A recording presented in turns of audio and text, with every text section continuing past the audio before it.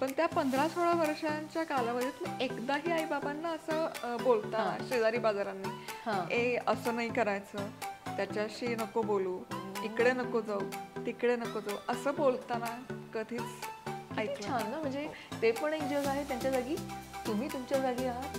तुम्हाला पण मोठं व्हायचंय, त्यांना त्यांच्या पद्धतीने जगू द्या, तुम्ही तुमच्या पद्धतीने मोठे व्हा आणि जगा. मला सगळीकडे म्हणजे सगळ्या दगडावर पाय ठेवायला आवडायचं. अच्छा, म्हणजे असं नाही की मी फक्त अभ्यास करते तर दुसरं नाही. मग मला या आर्टिस्टिक गोष्टी आवडायच्या, रांगोळी काढायची, मेहंदी. उंदलकालला मी फुटलेला मोदक असं म्हणते, डिसइंटिग्रेटेड मोदक. कदाचित त्याच्यातूनच हे इन्व्हेंट झालं असेल की कोणी उकडीचा मोदक बनवायचा प्रयत्न केला, तो नाही झाला. मग आता ते टाकून कसं द्यायचं, तर त्याचं उंदलकाल उरलेला मोदक. कॉमर्स, कम्युनिटी आणि कॉन्टेंट असं.